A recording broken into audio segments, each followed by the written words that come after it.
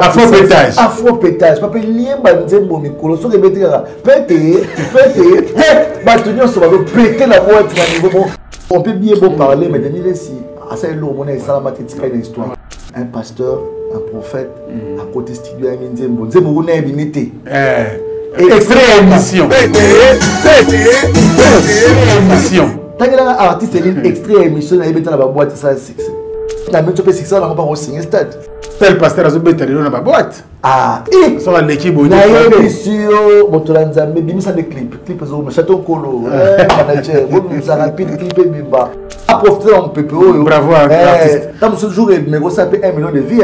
C'est bon pour son athée. Et non moto Kaza Motolanzambe nan. Papa, au moins dans les États-Unis. Botiki na boîte na bino. Limisa ngande on a. Au moins ba Batunanzambe ba ya eska mbosoto yali pour ba zo banga na Nzambe. Bino moto bu mo yoka. Moto la 20, to tele 20. Agora vous êtes pasteur par de limité. Bon, on a Nzembo ça y est.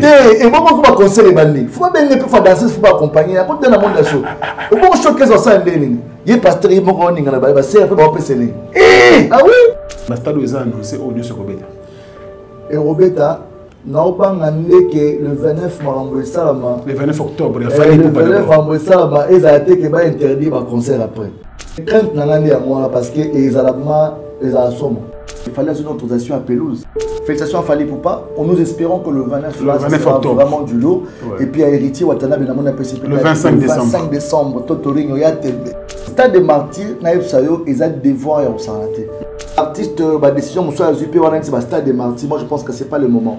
Il fallait que l'on ait Bachark, à part Bachark. Non mais public naïe ou balela qui va partout au monde. Surtout en Afrique, moi je pense qu'ils ont un peu de problème. Et puis, on sait que ça a millions de vies à solo, stade de martyr. Parce que si on a déjà 1 million de vies à solo, 80 000 personnes retournent sa stade, même 120 000 personnes, tu peux le faire. Parce qu'on parle la voix, il faut dire la vérité. Actuellement, Héritier et Fabregas, ça pèse plus le même poids. Héritier, vraiment, Fabregas a quitté mon bouquet. La réalisation héritière Sali Lelo, on a moins de temps à Sali. On ne compare pas avec Fabregas aujourd'hui. On a vu la tournée de Fabregas en Amérique. Tout le monde est né. Tout le monde a payé à Wata Nenge ou les cas. Après, tout le monde a commenté tout d'abord. Nanya Ngo Balingue aux États-Unis. Nanya Ngo Balingue aux États-Unis. Nanya Ngo Balingue aux États-Unis. Nanya Ngo Balingue aux États-Unis.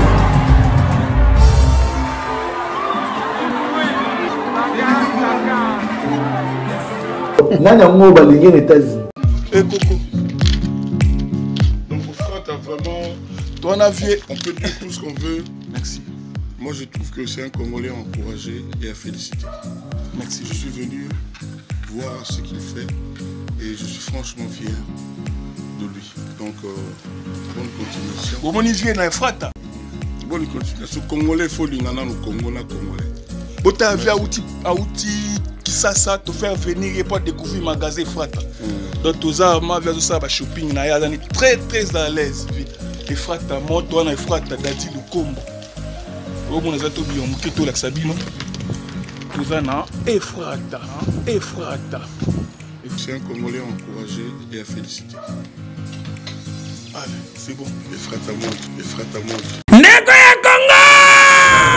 Préparez VS na yo! Pesa famille na yo adresse! Na Toronto City VIP de Maluku! Esika wapi okozwa place monene! Pona libota na yo! Juste en face, ya zone économique spéciale Oyo ezali bongo quartier commercial et industriel Nakati ya ba RDC kuna na Maluku. Yaya! Yeba ke zone économique et si abandaki kotongama kutu ba américain baza déjà na terrain baza kobeta déjà mobangé na usine ya Pepsi Cola, c'est-à-dire awa soki oyeko lancer ba activité commerciale na yo oza na tina ya kokende zando te pona koluka ba produit nyonso ezobima kaka awa na zone économique spéciale de Maluku. Yana ngai ebongo pona résidence Fanda Kimia okozwa terrain ya 20 mètres sur 20 au bord du fleuve Congo, avec borne urbanisée, ole kamo pepe,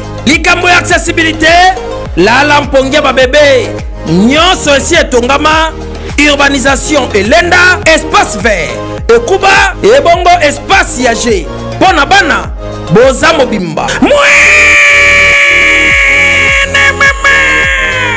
pona avenir ya libota na ngai na koti déjà en contact na Toronto City kaka na ba numéro oyo pona kozwa résidence na ngai na prix ya mbongo ya ambiance ya jour moko kokamwa eyokani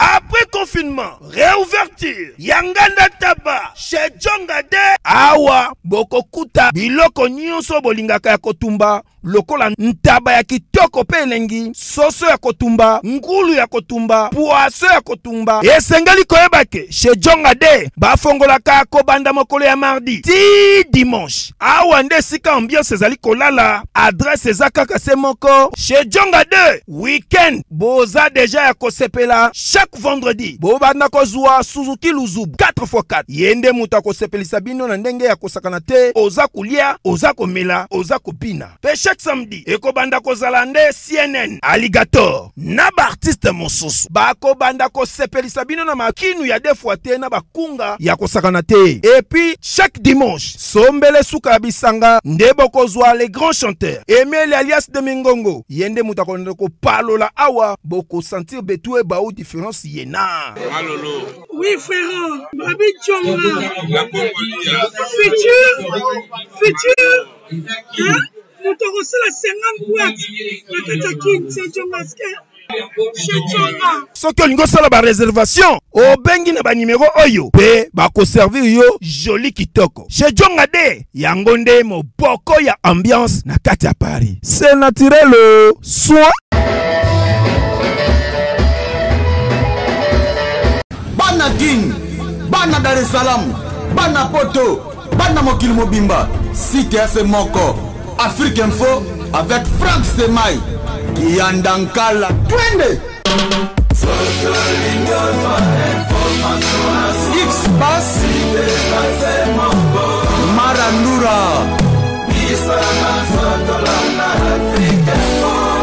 Frank Stemai. Excellent week-end, chers amis fidèles internautes. Merci et bienvenue sur Africa Info. Tous les plaisirs et pour nous de vous savoir nombreux. Merci et bienvenue dans le cadre de cette émission Face à Franck, qui reçoit pour vous le Papa Berry, le DJ du peuple, le DJ Abdul, qui est donc sur ce plateau. On va parler de sa carrière, mais aussi, c'est un bon analyste culturel. Hein? On va le faire aujourd'hui. DJ Abdul. Franck Stemai. Bonjour et bon week-end. Bonjour, merci beaucoup. Et puis félicitations Africa Info. Merci. Ça fait un moment que je ne suis pas passé. Oui. Et je vis vraiment la décoration qui va avec.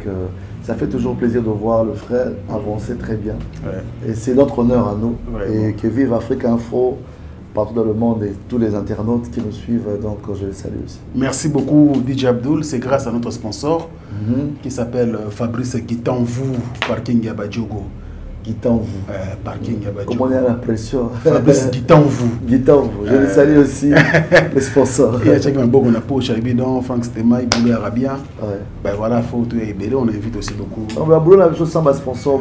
Il faut pas aller ébélé. Donc on a vu que le seigneur de la ville, Mohamed Moleka, pourquoi pas aussi. Alors on a pu retirer le beaucoup parce que Messie nous va faire la maboko marambo kendara. Sans bango maratro. Sans bango maratro. Merci beaucoup DJ Abdul, on est ensemble. Alors santé ça va? Santé ça va, par la grâce de Dieu ça va, tout va bien. Donc dans ta on est en bonne mine, tout va bien malgré mon essai de travailler à arrache-pied et le boulot et le finissage du studio parce que ça a pris un temps. Ouais, mais vraiment. Combien de temps? 10 ans déjà? Depuis le album. Album est marrant l'année passée. Et ça fait 2 ans. 2 ans depuis que tout ça la suite. Ouais, la première partie. Ouais, deuxième partie. Donc quand on a producteur voilà parce que Maram Tosola normalement c'était pas le cas. Alors fallait na reprendre l'activité et comme surtout qui après couvre-feu on préparait mais d'ici décembre vraiment je pense que avec la force de Dieu tout ira très bien vraiment suite est bien parce que ton travail va dire me faut ce qu'on pona attends-moi quelques titres très bien pour que tout ça va tout le monde c'est moi dans 3 ans il y a silence donc le retour il fait dans la main bien on a vu aussi Bassali Moussala tous ces 3 années et nous aussi quand on arrive on doit qu'est-ce qu'on doit apporter parce qu'on a apporté aujourd'hui les DJ chanteurs au Congo et il y a tous les DJ tout balandé mais c'est ça en fait c'est ça mais Lelo Nepso Franck Beauté il faut soyez mon remis l'obélité les l'homme dans l'obélo d'anti Parce que non, il faut témoigner. Voilà, il y a des faibles commencements. Vous connaissez mes débuts, une fois que tu es témoin. Les gens pensent que tu te réveilles le matin, tu deviens DJ Abdoul. Ça fait 18 ans. Depuis 2004, 18 ans, il y a maîtrisé combo, qu'on gardait toujours à la page, dans la génération, tous les autres, les facilité. Donc, et puis, force, il y a toujours à travailler. Sauf qu'à un moment donné, comme on dit, il faut reculer pour mieux sauter. Et on est très fiers de tous ceux qui font du bon boulot aujourd'hui. Et nous aussi, on comprend que tout le monde va s'en là. Parce qu'aujourd'hui, on parle de afro. Avant, ça ne se parlait pas. Maintenant, on va hip-hop, R&B. Il fallait un mouvement moi couper décalé, il y a mais les artistes étaient créé un mouvement, il y a coupé décalé. Le premier DJ chanteur du Congo s'appelle DJ Abdoul. Oh, le a créé un mouvement afro Nasala. Sauf que on ne pourrait pas donner un nom parce que notre musique est dérivée. Le mouvement coupé décalé c'est dérivé avec le Ndombolo. Aujourd'hui, qu'est-ce qu'on devait faire? Il faut apporter style aux Ouaka, au Bango, parce que le public adore les Ngara Yango. Après, on coupé décalé l'équipe, Afrobeat et les Nigériens va dominer. Après, Congo et Toyokoya, tout l'amour qui les sous. Parce que les producteurs et belé, qui m'a artiste congolais, beaucoup de nos artistes n'ont pas été sérieux et puis beaucoup d'artistes ne respectent pas le clause et le contrat. Sans remarquer, les producteurs, tous les West Africains, la plupart, aussi, les producteurs ont produit l'album à l'époque. Parce que la musique, la vie, valeur, la puissance dans l'Afrique. Et Bota, style est mêlé, même dans le monde, la rumba aujourd'hui, qui est Kumba, la danse de l'ombril, au Bako qu'on a vu sur Banabobina déjà à l'époque, tabaki l'esclavagisme, Nzela, Bakomina Cuba, Mundela Zuyango, Kumba Wana, Kumba, Kumba, rumba, mélangeant la salsa. Donc, aux rumba congolaise, au kangiso, aux salsa, au rap, R&B. Donc, il y a la source il y a la rumba. Et on est très fiers aujourd'hui. Valoriser rumba au niveau UNESCO, je sais pas. UNESCO, voilà. Le patrimoine immatériel. Ouais, voilà, le patrimoine vraiment à rumba. Donc, félicitations à donc voilà, on connaît quand même l'histoire et on est des DJ référentiels du Congo. Donc, voilà. Non, mais bravo pour le travail. Et puis, dans mon côté mix, pour aussi quitter. Malgré Bajan Baye. Changement de fréquence, comme la Congo. Sauf à jour, tout le monde toujours à jour. D'abord, dans un DJ, dans un contre, je ne sais pas contre, dans un décisionnaire de Samarino, par exemple, dans un DJ Samarino, mais le comme DJ Samarino. Tu vois, Sama Baby. Sama Baby, ça slogan, il est fier. Mais les DJ, ne sont pas chanteur. Alors, on a pris un DJ parce qu'il y a d'abord une salle qui est tapé dans chant. Donc, toujours fier. Quand on voit les DJ Khalid, on voit David Guetta, on voit les grands DJ dans le monde, Martin Garrix. Je me dis toujours un jour, DJ Abdoul, pourquoi pas taper référence. La musique, il y a la DJ à Congo, pourquoi pas dans le monde, comme dans la communauté congolaise partout dans le monde. Parce qu'il y a une très grande tournée qui s'annonce. Quand nous sommes partenaires, vraiment le. Non, mais je vais t'amener quelques grands messieurs qui sont à Kinshasa. Bon, on a Kolwezi. Donc, DG Costa Itango. Costa Itango, patron à Kolwezi. Bazana mwana awa Didi Levis donc on a lekelo bango na Kong en tout cas on a mais lelo la ville est électromagnétisée parce que champagne c'est de l'eau comme on a profité de la sa boss nanga DDK et puis Idriss Kaimbe donc DDK Kaimbe Idriss Kaimbe deux jeunes on a baé ko innover monde a boutou le Congo batuke au Kenya Afrique du Sud au Kenya Londres était on a na Kinshasa moi c'est pas le roi na meki donc mais invité nous DG Costa DG Costa Itango en tout cas, on a invité déjà l'obéda dimanche. C'est dans la kin vraiment. T'as l'élo la soir parce que. L'élo la soir, tu as déjà voilà. T'as la pisson. Pour l'homme baose à vol. Il y a la pisson. On a la pisson l'élo. Et puis l'élo la soir, on a invité au Monsoya et puis l'obéda dimanche.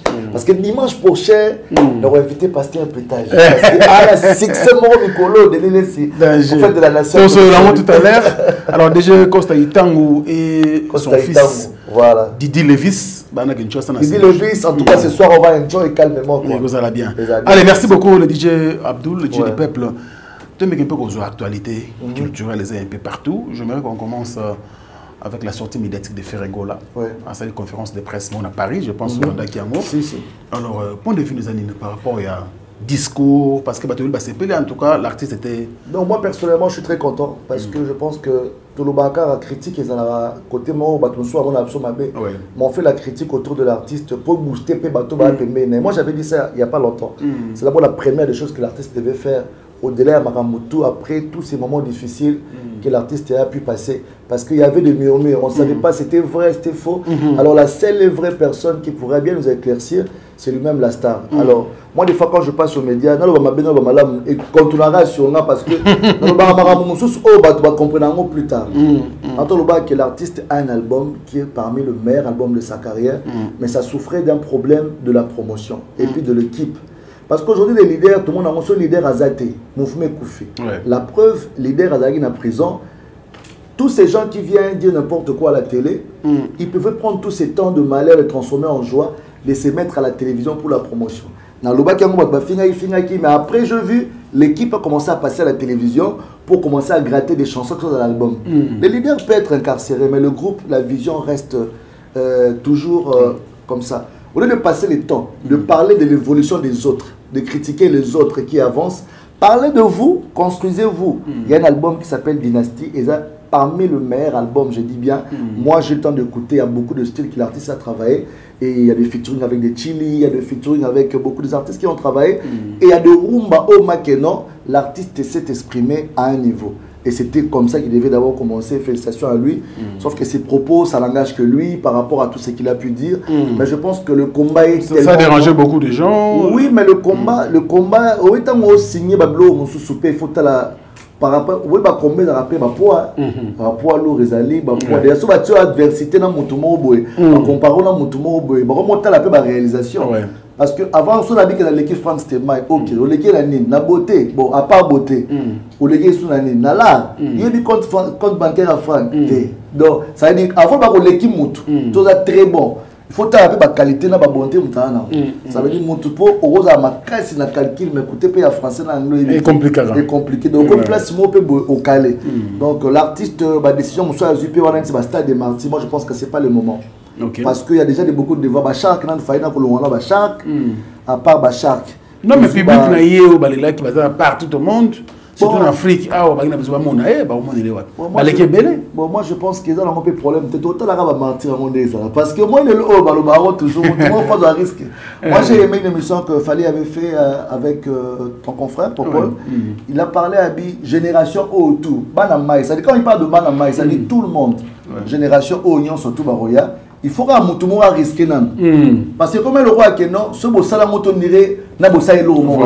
Vous comprenez? Parce qu'il a dit aussi Bercy, bah viens à Bercy, bah tu vas à Bercy, Bercy bêta mal isolé, bêta mal sauté. Vous comprenez? Stade des martyrs, Naïf Sayo, ils ont des devoirs en santé. Et puis j'ai encore appris qu'il fallait une autorisation à pelouse.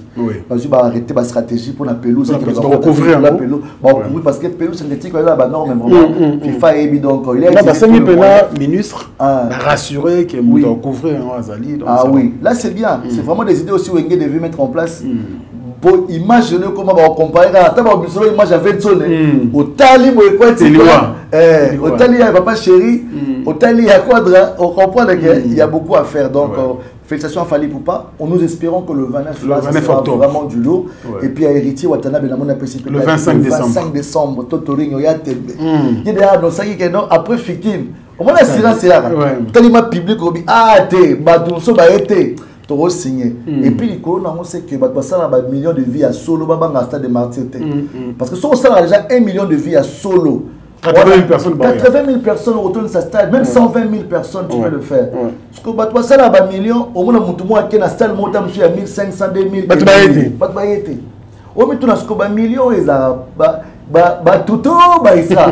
puis le long ça va toujours 1 million Instagram 1 million à Facebook la plupart sont de nos quotas parce que déjà si on a 1 million Instagram tant on a la live on va commencer à 250 000 en ligne attends 200 000 même 100 000 en ligne mais tout le monde a 5 000 papa 5 000 2 000 mais tu as 1 million sur 998 000 tu vas qui par ailleurs tu vas téléphone pas que tu réfléchis.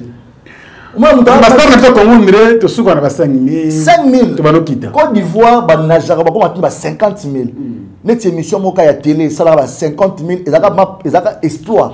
Mais dans la page de la chaîne, c'est pour dire que les réseaux sociaux sont dans COP. Notre émission à la télé, ça va 50 000. Ils ont exploit. Mais dans la page de la chaîne, c'est pour dire que les réseaux sociaux sont dans COP. Mais la réalité, c'est autre chose. Donc, si vous avez un succès, na YouTube parce que c'est un million de vues mais succès na terrain tant déjà Abdou on sait bon bêté au fâché et ba petit mot bon ça succès du colo ba même pas tant 10 000 vues mais ndem wana ils ont bêta partout la tikato melana biso des fois d'ailleurs ils sont vraiment so bêti des fois mais l'artiste même ba yebi kutam suna yebi komorité il a payé Loïzi c'est un jeune là bimle kaboué ouf. Mais on est un numéro 1 actuellement dans la boîte, dans la bar, tous les bêta. Mais tant qu'on les gâte, vous le dites, à Omoni, Batouya. La rumba, c'est le numéro 1. La rumba, actuellement, nous avons consulté, nous devons maintenir les héritiers. Watan. Ni ange ni démon, je te jure, mon frère, fais le sondage de la journaliste héritier en train de maintenir. Et puis, il y a l'album de faire et Barumba n'est pas comme au matin. Oui, et puis l'actuelle science-fiction a fallu YouTube Bima. Écoutez, la playlist. Et bien, il a filé aussi, je ne peux pas l'oublier, parce que Banzi Monae et comme il faut taper dans la ville. La ville. Oui, comme moi, on dans la ville. Pour attaquer trop. On dit, mais comment la ville, bien il filé Fabunda, bien il filé DJ Abdoul Nini. Bien il filé Azamoutounanga. Même ça que toujours, à la ville trop. Avec un village, ça ne suffit pas. C'est bien. Mais au monde dans la vie, ça veut dire showcase dans la ville. Il y a la boîte. Il y a la boîte, parce que ça n'a pas de la musique est illimitée. La vie, c'est que la musique a bien affilée, ils ont mabé. Sauf que, comme accentuer le public à ville, tant qu'on a dit, parler. Au moins, on a toujours plusieurs fois. Artistes au Makota, la météo, la ville, il y a Barumba. Il y a héritier Azati. En là, vie na biso.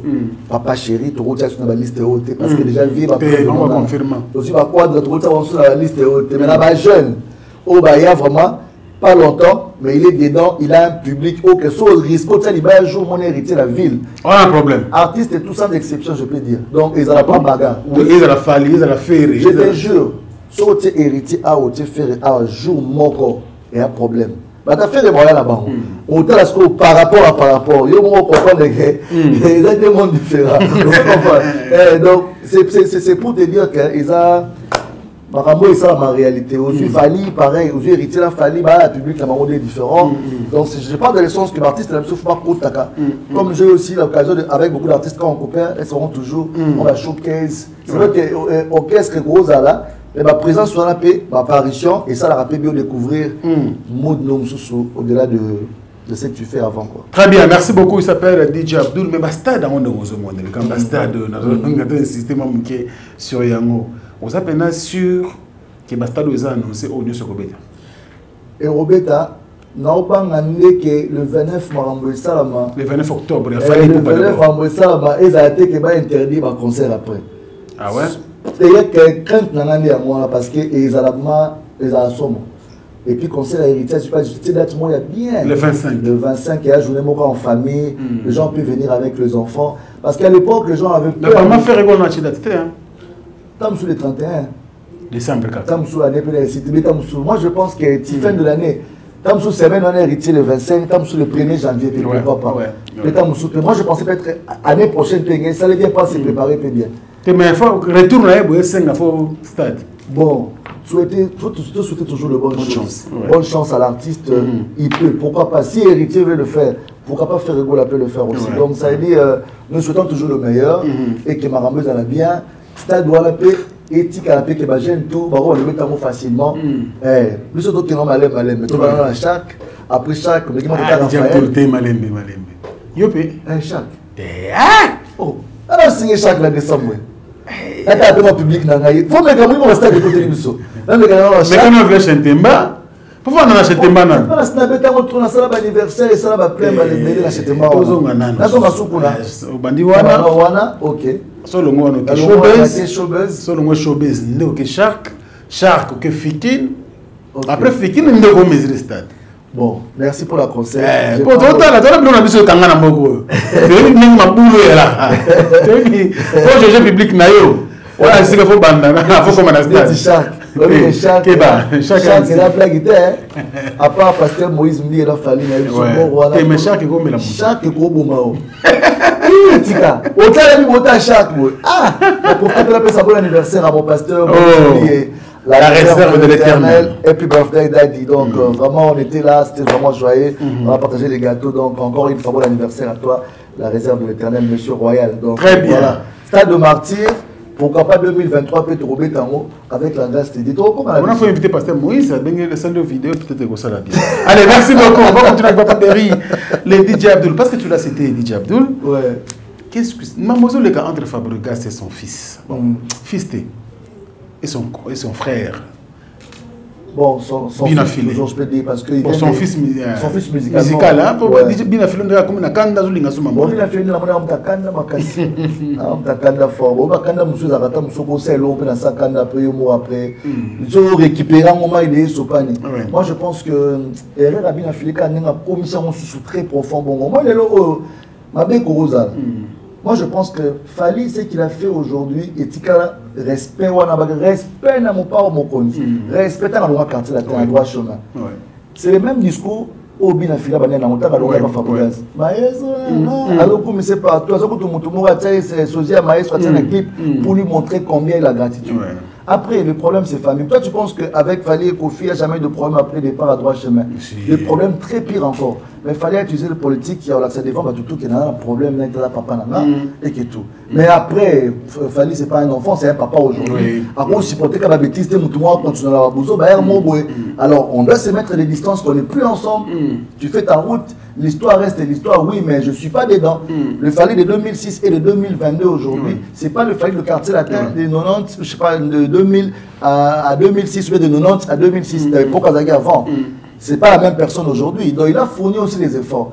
Ça n'est bien affilé de deux fois comprendre que la musique n'est que le Kamambo, je sais. Son binaphilisme là qu'il a fait là, c'est important pour lui. Que à Bilamba la matete, banani boé, en tout cas, ça allait trop loin. Ça allait trop loin. Il est même menacé. Oui, je vis. Je comprends sa peine en fait. Mais des fois, il y a d'autres trucs qu'on ne peut pas exprimer, d'autres trucs qu'on peut aussi garder au fond de nous. Même si, il y a l'arme, mais les canards de douleur, devant les gens, on a incompris. Tant qu'on finira à Fabregas, on a malédiction. Pourquoi? Parce que au changer de discours dans la musique congolaise, souvent vous avez impoli, tigala impoli. So comme nous sango, tigala pe sango. So pas que ce soutien donc ça dit omi bomi les sous. Au moins sens na oloba. Na yé, na Fabregas. Ba on peut ça Fabregas raison. Bon tu as ah, mais tu vas pas soutenir la vie filé par un partenaire et tout va soutenir elle est là. Lecture ni bazar na mona maman ça va bon so ba yeba le lobby na filé c'est grâce à Fabregas. Peu importe le bêtise mais batala ngote ba comment soutenir bien filé parce que ACP ça bango. Azana ba fan partout. Aïe, Marabaroumbane a bien. En tout cas, M. Hugues, mon frère, a profité de l'émission, il a très suivi. Tu es mon frère, mets de l'eau dans le vin, comme on dit. C'est passé. Concentre-toi, tu as un album, tu as un concert, je vis la showbuzz. Mingi Marambouana, mingi ma promotion na haut. Mais ici, à un orchestre, Maramboua, tout le monde est en pleurs. Mais justement, on a acheté Wana. On a PC conseil bien. Mais Lélo. Ce qui se passe, la musicienne a baouti panaï bazo qui n'est pas Fabregas et toujours quand bisous bazo bengaye l'erreur du maître et mutoya la kisi basket katana kuna to kembaka na yeka la papa na biso kasi la musique est kendara pour au moins il y a bon va toucher va point mon frère tant on tire une balle réelle. Ma mère a fait ça dans le besoin de l'action mon loup a bomi au tesson la force au barré parce que bon ma qui au déjà. J'ai le robin à filer au salana, on dit ne Fabregas. On peut pas balle réel, c'est pour dire que on te quitte dans une relation, on a relation avec les gangate. Ouais, ben généraux, on appelle ben généraux. Le ben la banane, on appelle ben n'a pas que peut to yeba to kuda to simba to kindo. C'est ça que à comme on a un film balle réel. On diminue au bout. Vous comprenez? Ça dit, on va on est le côté. Il peut choisir la force là que ça. Fabregas n'a et comme ce qu'on guerre et puis to bang qui est plus loin ma baie.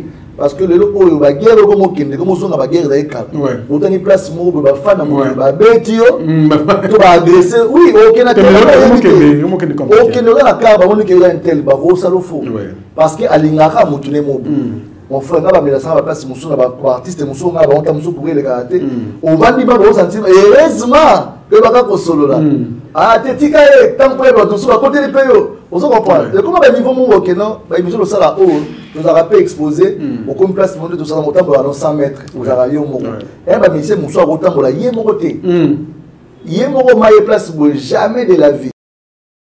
École chrétienne Le Rocher déjà ba fongoli ba porte na bango pour na ba inscription 2022-2023 na ba direction na bango nyonso.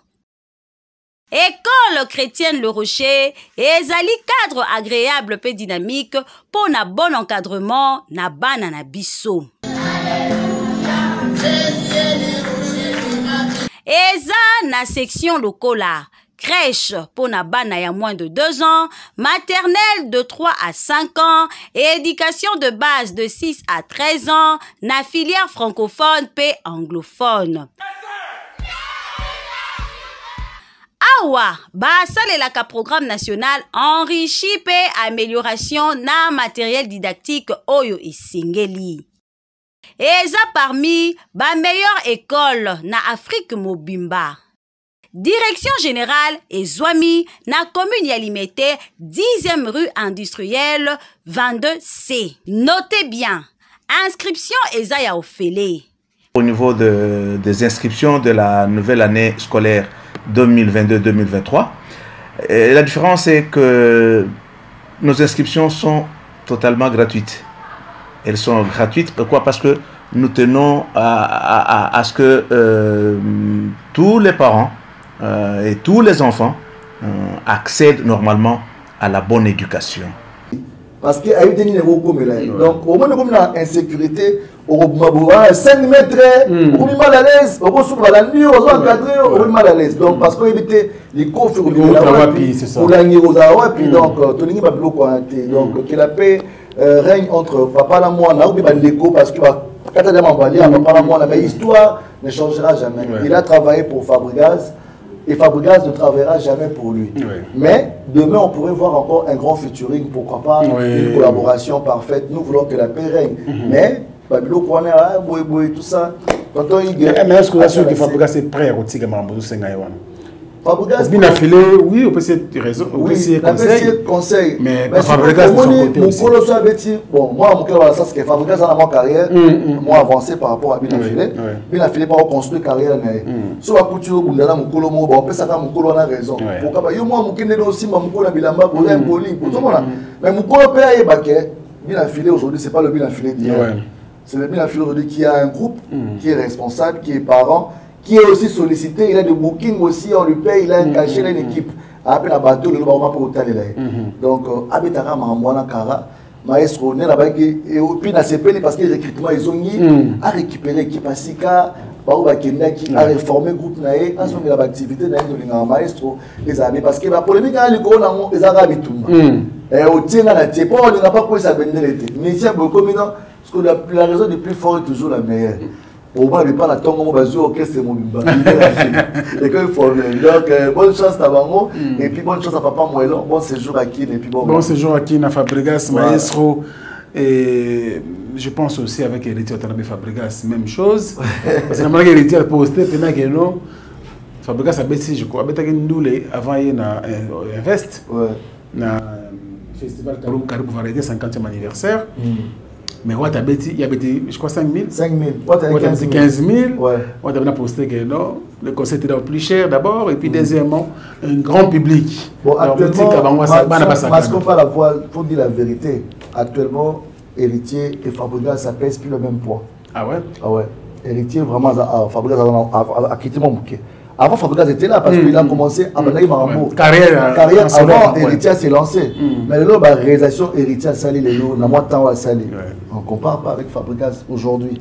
Fabregas a beaucoup à faire parce qu'il a connu aussi beaucoup de problèmes. Il ne faut pas se dire, comment Fabregas, départ, Kuba, Banini, dislocation. C'est pas facile. C'est quelqu'un vraiment à féliciter. Mais actuellement, aujourd'hui, héritier pèse, même en termes de cachet, même en termes de prestations, même en termes de l'actualité. Parce que même place, tout le monde est en haut, 5 000, 15 000, la communication déjà, et puis la banderole va superposer la banderole. Et ils ont vraiment communication comme chance. Parce que de gauche à droite, Wata a une actualité, et puis tous les artistes ont sollicitation.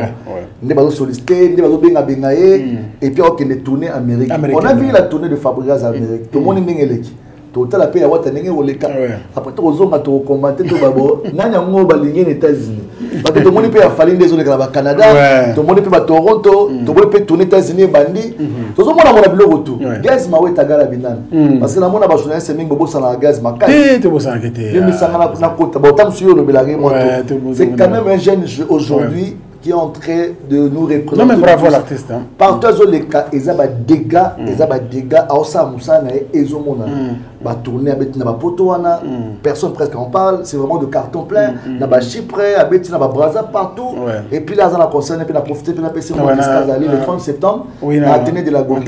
Ah, ils ont concert à confirmation, puis album naé. Donc voilà, c'est des jeunes aujourd'hui qui sont en train d'assurer et tout à fier na bango Gali Garveil. Gali Garveil, bon séjour à Paris, bon séjour à Paris, pendant David Monceau, ils ont réalisé l'album naé. Donc c'est pour dire que les Oyo tout ce qui assemble internet et que ça soutient donc au sein d'un piaka bola saban piaka et si mbité supporter à travailler attention va te supporter en doule à 5h ba miss image qui piaka attention comme moi bandula en fait pas la samso début à concert image wana parce que nzembo tango tali concert mobimba nos artistes ici ba ida biso nzembo image bimba qui sont na moi elite ba oye ba ida na suka concert to ne bande la concert.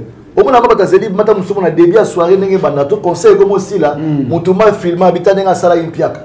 Par exemple, il a fallu na Canada. Ouais, c'est quoi la image oui, na mona qui bon, fallait pas qu'on ça va plein Ah, mon tu peux pas conseil mon super attaqué, on a pas annulé, c'est pas le premier on s'attend sur piaka. Mais piaka moi il y a ndengeni. Vous comprenez piaka moi peut y a ndengeni parce que bon, son habitant sur 10 concerts, concert moi c'est piaka, c'est la réussite bien c'est la réussite. Donc, je pense que concert on a à la veille. Vas-y contrat, on a vu qu'à couple des artistes étant au soir à la matinée. Batabo on va contacter. Ah nenga ko matinée là on a souki. Aya na betaboué.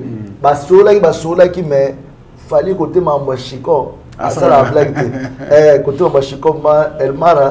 Côté là tout ça la blague voilà. Donc ça on respecter soit pas zone selibino. Aïe pété. Quand on a mis toi là, à du vol na zone on rien sauté. Quand le king parle, donc tout dans le basso donc voilà quoi, son équipe est en place, va négocier contrat, va participer ba corps ya ba fiche, va passer la date, va swing ba bien na bango, ba de Québec. En tout cas vraiment pour les donc donc c'est la famille quoi. Donc ça arrive. Je crois que prochaine date si les conditions sont bonnes, il fallait pouvoir revenir encore à Québec comme il a fait dans toutes les villes.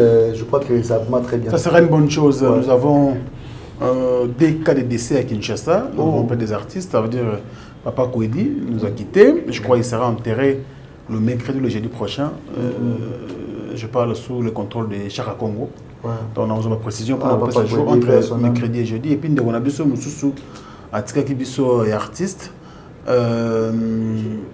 Tcheko, mais qui nous on a la meilleure reine d'Angleterre, et ça problème. Bon, moi je peux l'appeler. Bon, aujourd'hui, bon, c'est vrai qu'on peut comparer les morts de gens, mais Congolais dans la montée, maman est très compliqué en fait. Pour eux, les actualités, reine d'Angleterre. Reine d'Angleterre, tu es qui? Est-ce qu'il y a un rappeur? Est-ce qu'il y a? Bon, oui, je pense, hein, je pense. Reine d'Angleterre, hein? Oui, je pense à ya. Nazaïr, ouais. Mais mon problème c'est que comme on a bon, on tombe dans le téléphone, on a méga na sentiment donc on a un niveau interdit sentiment na été. Mais sentiment moi il y a tristesse et un sentiment partagé. On peut le cas Papa Kouedi. Tout le monde congolais la dernière fois tu as statut la scène moi Papa Kouedi a joué pour valoriser Arnaud jamais. Congolais pour les mots faut kufa. Bolingo se manifester à Makasi. Affiche tout ça à la soirée à mon flyers obtenir les motos. Pas pourtant au cap à poster. Attends anniversaire, pour la photo na yo anniversaire. Attends la statue à comme Makamo est bien. Aux stars, aux Franck Stemai, tout le monde te connaît. Ah ça la montée. Mais le DJ Abdul n'est plus. niveau statut niveau bakokundola bamadoda oyo betaka uti te bakokundola ngo bakobetala baradio pendant longtemps. Tu vois, ok, tous ces hommages là, Papa Kwedi, moi j'ai la chance de lui rencontrer. Là, bête à moi anecdote. Moi j'ai commencé dans le théâtre.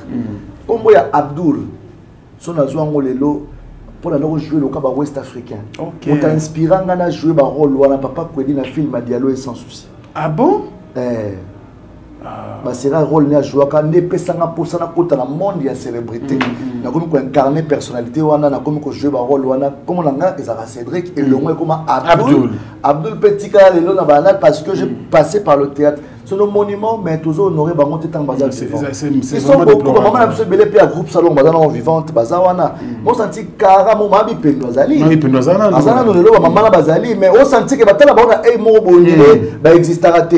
Mais fallait na ba moye balanso ba kufi. Même ba jeune lelo ba Ursul Pechanga. Ursul Pechanga bisalo ba tu vois ba Ursul Pechanga ba osa ba film na qualité. Dans la qualité na ba moyen ni bazo bundana. Hein? Ozu ba Ursul, ozu ba Belleville. Aussi ba Dinana la douce aussi ba fille wana bazo bunda lelo ba innover monde ya cinéma lelo mais muta ki para bango azate mais on va kongola na mo kufa kaka bolingo bimi na Angleterre oyebi te bo monana te attention prophète Denis Saloba qui a pensé que prophétie moko kala oh à côté pena prophétie boye en anglais prophète na français après sa mère oui kala mais ba marchi bizarre. Attends photo la reine. Mais ne de pasta na douté te nengo yebi pasta la biso na nenge pasta na pétage à sexe Nicolo. Photo na mère et bimati. T'es pas comment photo. On est venu ngabuli le ngomba photo de Musa Nicolo. Ah peut-être sur 30 ans de carrière. Oui. Ah mais ça photo ta papa il au Japon 86. 79. 70. Oui. Vous comprenez? Oui. Vena biso. La nenge na idée a yebi via nenge succès. Ah photo nenge bima. Et puis, la cérémonie. À l'époque, la cérémonie. Ça $400 000 à l'époque. Bon, là, il y a faut mais lobby. En tout cas, à regretter la disparition à Rennes. Oh, bon, pasta, là, c'est un thé au Kossi. Là, le baquet. Yo to la qui wala passer fata ba image ngesa bien. Palais royal ya palais royal. Ba pesa qui était ba tam susu ba service ba ngaba photo mais ya récupérer était. Bon, na ndimi la c'est non. Comme ma ya boité ah. Ouais, pasteur. Et le moto bossala. To ba ambassadeur qui passer de ça peut-être à stade. Oui, à Beta Stade. Beta on est fort. On a son macaron prophétique. Tant soit baraté. Mais la l'église à la main cachée. Pas maman Rose Leslie. Ok. Campagne père au salam à l'église à l'époque. Bon, t'es comme macaron prophétique. Ça dit na macaron on a aux un numéro na donc pasteur a autant un numéro na yo. Numéro 525. Ici qu'on a coulé donc faut Oya Stade. Macaron était comme ta valeur à $5 à $10. À l'époque. À l'époque, stade plein. Bravo la pastorale. Nabi, il y a blague. C'est quelqu'un aujourd'hui avant le pétage. T'es ma salle la réalisation n'a beaucoup. Dès que la mise au PC, ça n'a pas signé stade. Ah oui, hein. Ah oui. On a mis parce que ma veille de prière après la suite de la stade. Ah c'est le pasteur à Zobé Talino n'a pas boîte. Ah et sur l'équipe bonne. Naïe sur Motolanzambe, bimisa des clips zo château Kolo. Manager, bon ça rapide clip bimba. Ponze moi dans la afro pétage papa lien banzembo mikolo so que mettre pété batunyo so bazo péter la boîte na niveau bon parce que on a la bouquet dimanche on a bouquet ah te mais na mutu nzambe bo boso na te et donc moto kaza mutu nzambe nan papa au moins na États-Unis botiki na boîte na bino limisa ngande on a au moins ba batu na nzambe ba ya eska mbosoto yali po ba banga na nzambe bino moto bu mo yoka ata yewa na bo confondre na batu yeso ka yebo mutu il y a des moutons qui ont des verres. Tu sais les verres. Alors, vous êtes le pasteur, par rapport à l'unité. Bon, on a un zéro, ça y est. Et moi, je conseille les bandits. Il faut bien faire danser, il faut accompagner. Il faut bien dans le monde de la show. Il faut choquer sur ça. Il y a pasteur, il y a un pasteur, c'est un peu passer. Ah oui? Beaucoup de bébés, c'est le bus prophète. C'est le bus prophète de la nation. En fait, il y a une innovation dans ça. Il y a une innovation. C'est une histoire. Moi, je vie. On peut bien parler, mais Denis, si ça est lourd, on est une histoire. Un pasteur, un prophète, à côté studio, un extrait émission. Tant que l'artiste est extrait émission, il y a une boîte, ça c'est Donc c'est quelque chose de wow. Donc, à profiter en PPO. Bravo à l'artiste. Dans ce jour, il me ça fait 1 million de vies. Pour moi, il déjà après ça qui la fête. Ah, ok. Oui, j'ai vu, elle a fait ça. Non, il y a Priscilla, ma fille. Priscilla, ma fille. Félicitations, la fille de notre bravo, la fille. Et puis la monnaie qui présente sa papa Aboubacar Lyondo. Zabli, maman, solution. Mais chèque d'Asopi, ni de l'euro la lait. Papa lait, défouetté. Merci à toi, Aboubacar. Bravo également à Saïsaï pour l'encadrement de la fille. Et surtout, Saïsaï, vraiment, la CPA, il aura le bac qui, dernièrement, l'émission, par rapport à Bananae. Au moins, le logo, tout ça, la maman pour la Banane France. Saïsaï, aujourd'hui, il est très fier de ses enfants. Donc, il y a notamment la musicien, moi, comme Sarah Bananae. Et ma comédie, il n'y a pas sur mon agrément. Il n'y a pas si. Moi, la comédie, puis à Star. Donc, quand il peut la famille, Mikili, vacances, donc, vraiment, félicitations à l'artiste Boylet Tolingui. Et puis, que la paix aussi règne entre Hans. C'est pas une Luzolo et Mike la Duchesse par rapport à tout ce qui s'est passé. Moi, guerre montre le cas dernièrement. Ils se sont ressaisis, ils m'excusent là-bas. Tu vois, c'est vraiment important. Quand on se sent coupable quelque part, et surtout le femme, moi, il a pu maman n'a pas excusé, monsieur. Maman avec tout le respect. Évitez parce que les alagas sont a fini ma maman. Au moins, ça va maman boy. Mais tant que maman a ça le moment, maman n'a pas courage, on peut que sa maman moussou va garder qui maman na bango à travers paix jeune pour qu'elle respecte la réciproque. C'est important. Pour que respecte la réciproque, c'est important. Merci. Aya Willy Moucheni qui nous regarde, merci. Aya Willy. Grand merci également à Rabisso, il y a José Moulumba, le beau gars de Birmingham. Il y a Mère Nabisso Beni Penda Moulumba Barcelone. Merci à Diezola, l'ami des stars. Motomo couvrez bien, il y a Maman Dalida Zola. Monsieur le Président, Père au sol, merci pour tout. Et puis je n'oublierai pas Alain Dinamo, l'homme aux surprises agréables, Bogat Napoche. Merci à Jules Dikando, Motema ya Mère Nabisso Mapo Finini. Le patron et le boss Djonga Okula. Il y a aussi ma culture congolaise en Europe. Oui, Djonga, il y a une à Paris. Il y a un s'appelle DJ à Botekuna. Ben ouais. Donc, il y a dit que Naboka Senzab, donc tout ça sera possible pour très bientôt. Ah ouais. Donc, la communauté congolaise, tout, à Paris, Turquie, Bruxelles. Donc, à la même temps, il n'y a pas tourné comme la Bilenga qui ça. Et comme après la Botekuna. Donc, vous avez congolaise, ambiance. Bon, c'est tout le monde en a bien en face pour échanger et ça la bien. Elle dit que Vedjon a bien un peu d'artiste. Oui. Avec DJ Moro, DJ Abdou, tu peux trouver au Dignateur. Mais comme Azua Kin, je pense que ça a commencé. C'est mon vieux, après c'est ma moto donc Djonga, mon vieux, ma moto a trouvé trop. Et puis mon ami Diezola, la pour PC, ma moto. Voilà, puis frère, dans la Tongo, Diezola, depuis Tongo grand courageux, quoi. Danger. Merci beaucoup également à la couple Mambo Massia. Parce que c'est un village Mambo, village Galaxy. On a Kinshasa, on est restaurant quand on a Paris, Galaxy chez Mambo Massia. Et comme on a Kinshasa, donc ex Bingamo Pepe. Ok, village Galaxy. En tout cas, tu as soutenir vraiment. Ça va aider en fait. Très bien, merci. Nous évoluons et merci également à Jessica Njoli Amba. Merci pour tous les soutiens. Et puis Jenny Okula, merci également. Oumande, merci également à toi. Bandekoutou, Bandekoutou, travers le monde. Merci pour tous les soutiens. DJ Abdoul, oui, Franck. Vers la fin de cette émission. Mais l'actualité de Inosbi, apparemment, une artiste de roi Inosbi a sali tourné Mounene Boye. On rappelle que Gazma Ouete, on rappelle Inosbi. Comme tu as vu, la tournée de l'artiste. Ouais, je vu, c'est pas mal. C'est pas mal, c'est pas mal. Bon, sauf que la Inos, c'était la plateau parce que il y a le Bilamara et l'autre artiste, ils font de clin d'œil. Quand tu les vois, quand ils parlent, tout ça, quand même, bateau. Aujourd'hui, on sait que c'est passé, on ne peut pas revenir en arrière. On est de frères congolais. On a dit que maman, c'est les canons. C'est les canons, on a plus de problème. Sauf que soutenir, on t'a soutenu. Je musique, je joue ça. En fait, avec son frère Jizo. La chanson, elle est bonne. Je balance ça sans problème. Ah, mais c'est bien ça. Tu vois, déjà, quand je joue ça, ça veut dire que je n'ai pas de problème avec toi. Sauf que peut-être on ne se fréquente plus comme c'était avant. Mais on peut dire de bonnes choses là où il est. Tout ce qu'il fait, ça va très bien avec sa petite famille. Donc on peut souhaiter que le bonheur. Parce que au moins 2023, tu as l'idéologie Moroboé. Il y a retient la C, mais toi, tu es respecté, on a ban à garder ban parce que Aujourd'hui, l'avenir du Congo, c'est nous, la jeunesse. Ouais. On doit apprendre les jeunes qui sont en train de venir l'unité, mais en restant dans le respect. Parce que nous, pour un niveau, on a encore respecté, comment on peut respecter. On a évité au PT, donc je crois que Maramutu, Otomona, parce que les locaux, musique, il y a la musique qui a Tembete, et la musique qui a Lakissa. Sala, tout le monde. Donc ça va donc actualité ma casse il y a stade du martyr. Maintenant ce voilà succès communiqué donc stade du martyr. Bon ça va date année les là. Donc c'est pour l'année prochaine. C'est la période l'année prochaine mais je pense que dans ça là va millions de vies à solo va au stade du martyr. Ouais. Donc voilà.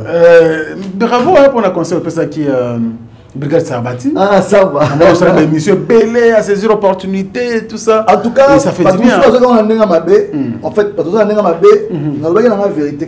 La Brigade Sarba, c'est l'occasion ou rien. Je vis aussi. Je vis aussi avec NASA, ils étaient au studio, avec Brigade Sarbati. Donc, il y a que Abim Sabilo rapidement. Parce que moi, je suis là. Et là, il s'arrête. Ce qui est moi, et là, quand on a un ambassadeur et tout le monde, il faut profiter d'un moment où on a abîmé. Non, mais on a une orientation.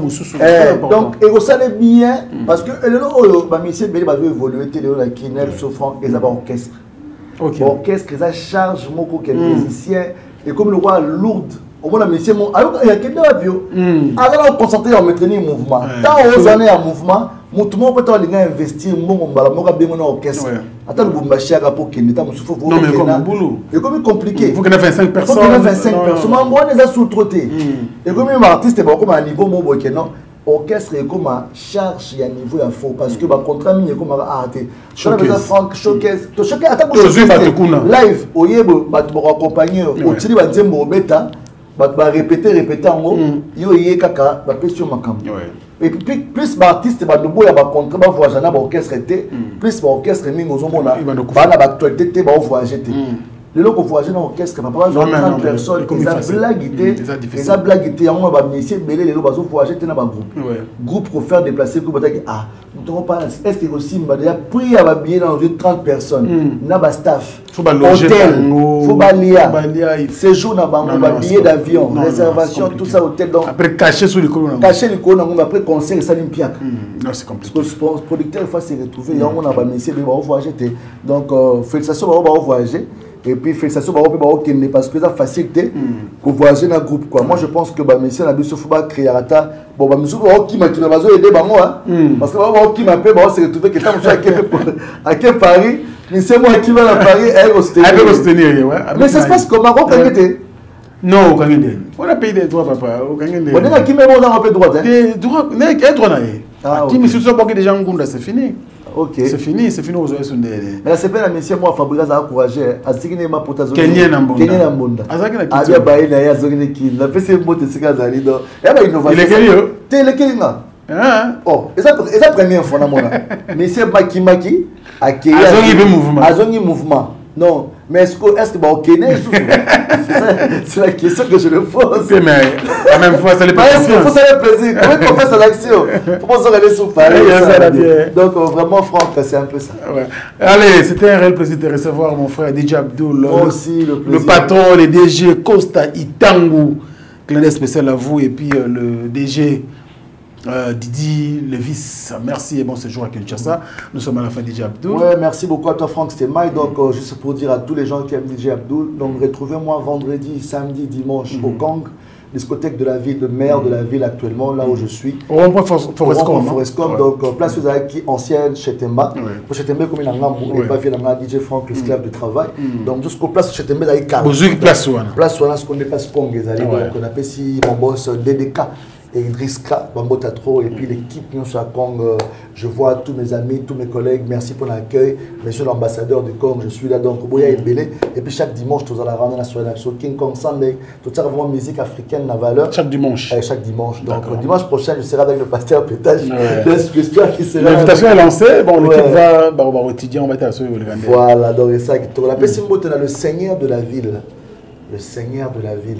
l'homme qui contrôle la ville actuellement. Mohamed Moleka, Bambo a trop bon séjour depuis l'Afrique du Sud, alors la kidnappé, c'est Cascasereka Poison, Bambo a trop escosé, Cédric de Tokyo #1, monsieur Okapi depuis le Japon, Kalaming Temasolé, puis aussi David Mangaya. David de Mangaya, DVD.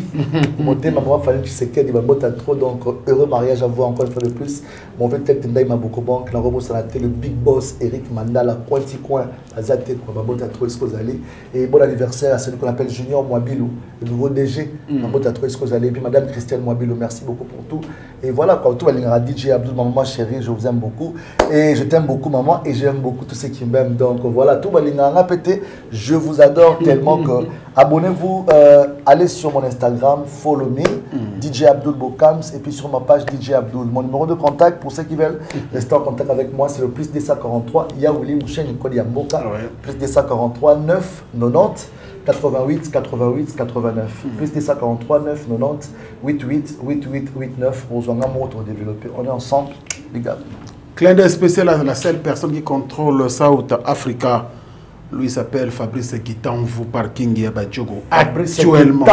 Fabrice Kitamvu. Les grands sponsors. Faut tout en aille pour sentir. Fabrice Kitamvu Parking Yabadjogo. Très fort. T'es pas dans la kin, l'homme qu'on appelle Dieu merci Mbokani. Il y a Marlène Tessa. Et puis pour finir, on appelle Simotena Sarah Likoko. Taille SL. Allez, Chancel Mbemba, les demi-diés. Les défenseurs de tout le Congolais. La fierté. Bon courage avec le rouge qu'il a eu. On va donner le cœur avec Chancel Mbemba. Chancel Mbemba, les demi-diés. Espelle la Lyon. Château Colo et tous mes amis qui sont là, Babota trop. Donc voilà. Et puis félicitations à Franck. Merci. Très heureux, Africa Info. Vraiment, on sentit malheureusement dans le plateau. Donc, big up à toi et puis continue toujours comme ça. Merci à toi aussi pour le soutien, mon frère DJ Abdul. Des longues dates, hein, c'est pas aujourd'hui qu'on a commencé. Je suis très fier de Allez, c'est la fin de cette émission. Merci également à vous, très chers fidèles internautes, pour tout le soutien. Avant de finir, je remercie l'équipe technique qui est chapeautée par notre cordon, Château Nkolo, l'artiste. Merci aussi à Cédric Meben. Et puis sans oublier Merveille Mampouya. Faut penser à un combo, hein. Donc c'est très important. Gino, donc déjà on a les soldats qui se battent pour vous servir. Merci à vous et à la prochaine sur la même chaîne. Et restez branchés, surtout sur Africa Info. Bonne évasion. Au revoir.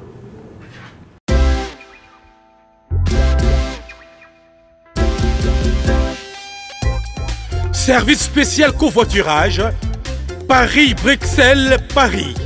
Voyagez confortablement de Paris à Bruxelles et vice-versa de Bruxelles à Paris dans de meilleures conditions. Jimmy Chimanga, porte de la Chapelle. Contactez le service covoiturage Jimmy Chimanga, Paris, porte de la Chapelle. Composez vite. Le plus 33 7 87 76 95 65. Pour toutes vos démarches, afin d'obtenir le passeport Yabanamboka à Bruxelles, dans un délai raisonnable, confiez-vous à Jimmy Chimanga, porte de la Chapelle. C'est sérieux et c'est efficace. Bana King, Bana Dar es Salaam, Bana Poto, Bana Mokil Mobimba, CTF Moko, Afrique Info avec Franck Semaï, Yandankala, Twende. X-Bass.